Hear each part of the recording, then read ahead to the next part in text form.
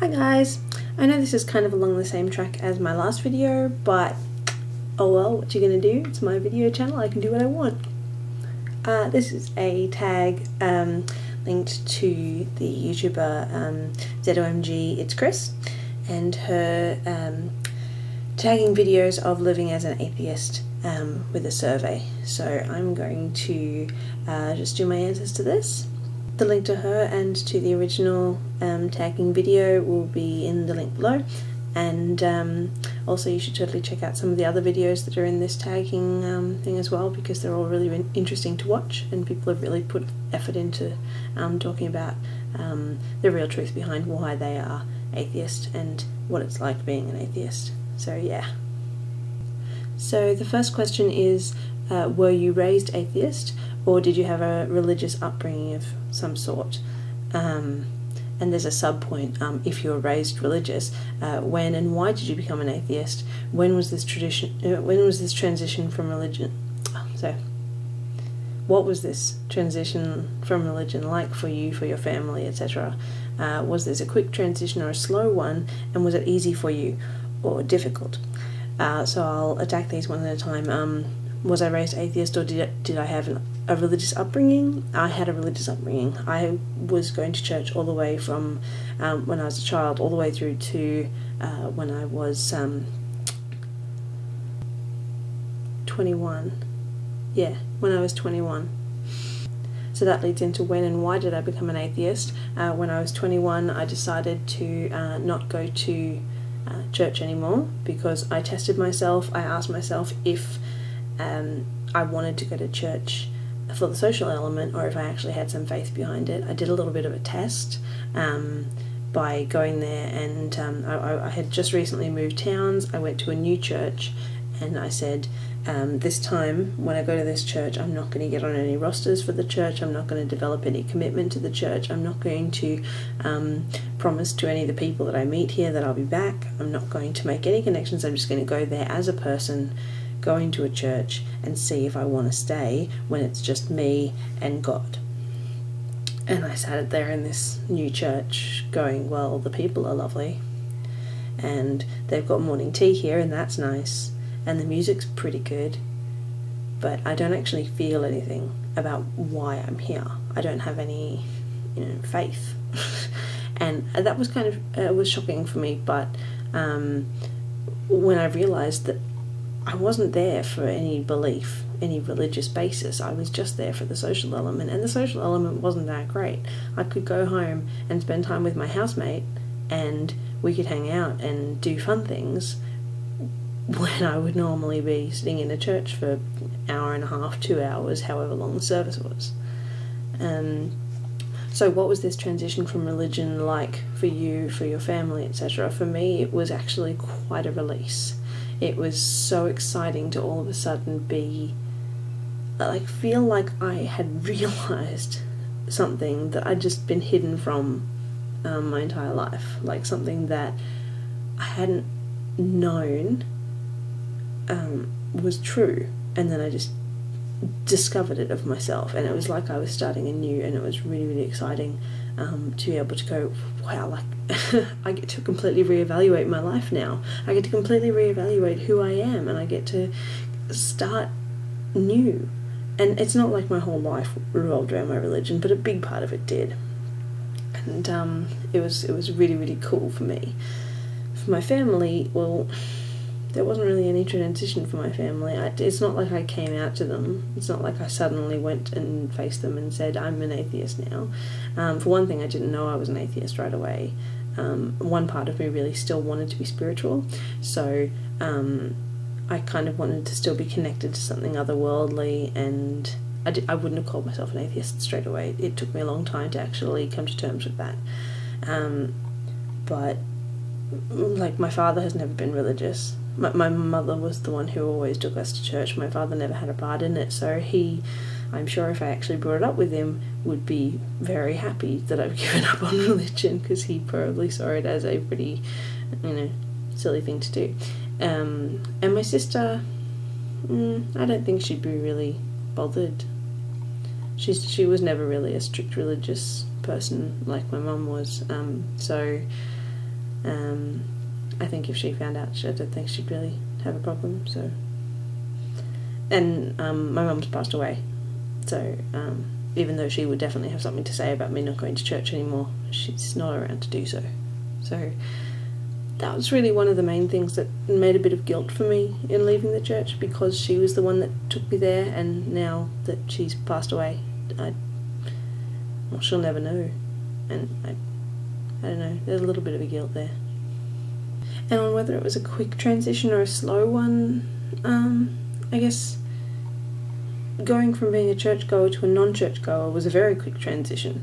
I made the decision in about half an hour, and it was very easy.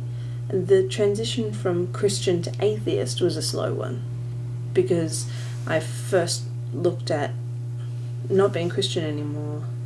I went to being otherwise religious, otherwise spiritual, stepping gradually down towards atheist. And that did take a while. As I say, I was still kind of attached to the idea of being connected to some otherworldly being, some other force, but I couldn't convince myself to believe it. You can't just create belief. Belief is preset. Well, it takes a lot to change it. So the next question, overall, would you say that other people's belief in God is a good thing, a bad thing, or something you're indifferent about, and why? Being a newly discovered atheist, just in the last few years I've realised that I'm an atheist, and in that way I'm very passionate about truth, and I'm very passionate about making people realise truth. And I'm not going around and going, you're stupid for believing stuff, but in my head I'm going, they're stupid for believing stuff. And I get the positives of having faith. I get that there's so many benefits to having a religion, but underneath it all, I still can't help but say to myself, but they're lying to themselves. Like, surely if I could sit down with them and talk to them about it, they would realise there is no proof or evidence behind this faith. Faith is just believing with no evidence, no proof, nothing, just kind of going, yes, I decide to believe that there is a giant purple unicorn living in my back garage and he is protecting me. Like, it's just, no, I don't need to go out and look. I know he's there, I believe he's there, and it's just so insane. But of course I'm not going to go up to a whole heap of people and say that they're insane. I get why other people believe in God, because I thought that I believed in God. But I wouldn't say it's a good thing. I wouldn't say it's a bad thing either. In some cases it can be a very bad thing depending on how people use their faith, but I'm not really indifferent about it either. I'm connected, but I'm restrained, because I'm not going to say that it's a bad thing. There are benefits. And I'm not going to say it's a good thing, because there are definitely negatives to building your life around belief without evidence. But I'm certainly not indifferent about it, because that shows that I wouldn't care. I do care, and from my closest friends, I'm going to have those conversations with them to try and find out why they still believe without evidence, because I try to surround myself with really smart people. But for other people who I am not so connected with, I don't think I'll ever do anything about them. They can believe if they want. So question 3 is, have you ever been treated differently by people because you're an atheist? If so, please describe this in detail. Not really. I was definitely treated differently when I was a Christian. I was absolutely treated differently when I was a Christian, especially when I was at uni, and people felt like they needed to censor themselves around me because I would get so offended because I was Christian. Like, they couldn't say swear words, they couldn't play heavy metal, they couldn't, do all these different things and talk about things that were supposedly offensive. I love heavy metal.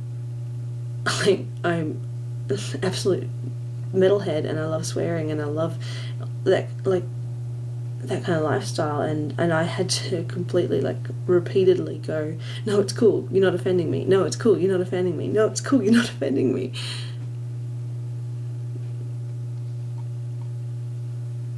at one point I had to realise that maybe someone who was Christian should be offended.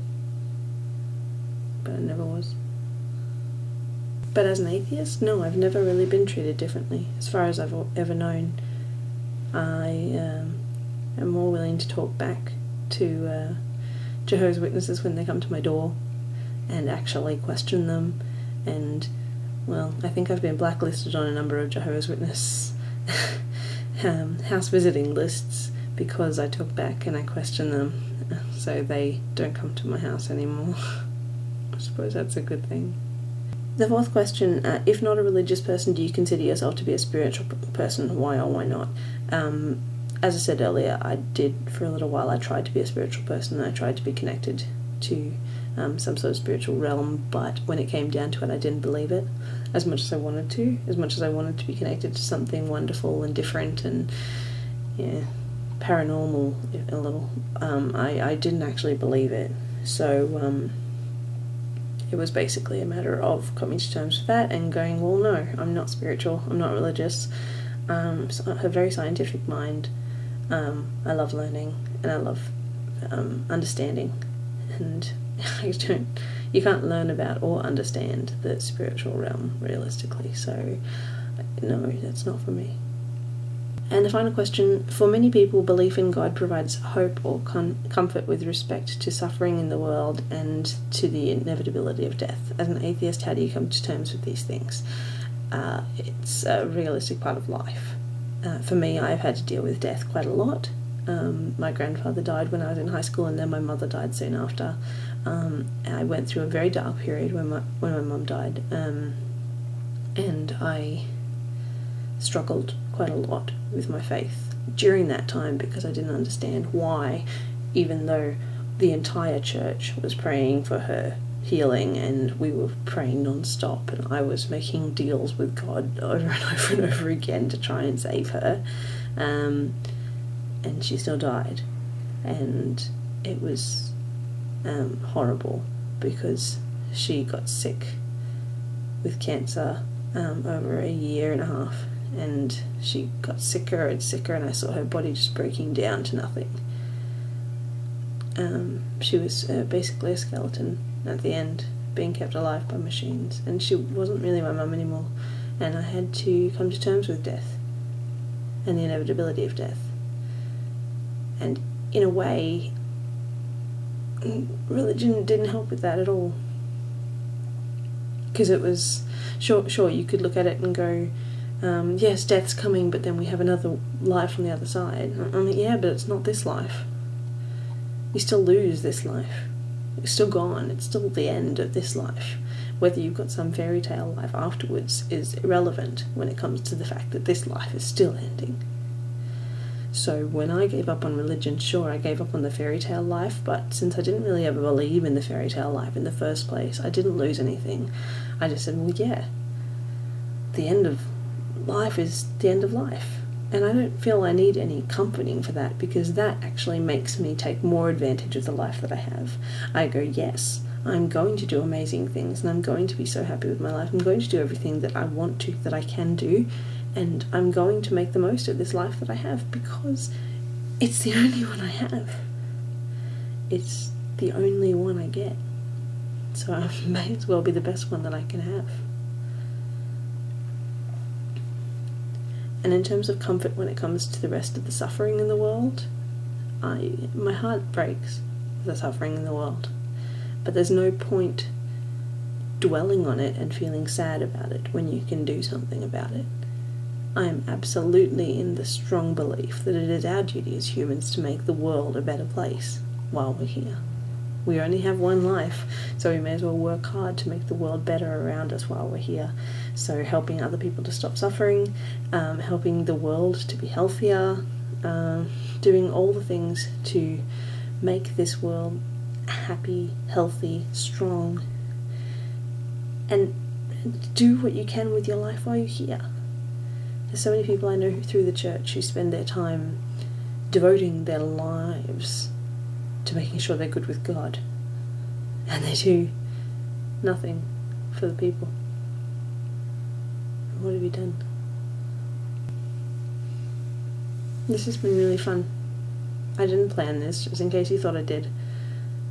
And I feel like I've come to a realization of my own in doing so. I'd like to thank ZOMG, it's Chris, for doing this tag activity, because it really does bring out ideas that I hadn't considered, and it's also really made me consider the fact that I need to get out and do the things that I want to do and that I feel I need to do, starting with losing some weight. Anyway, tags down below. Bye guys.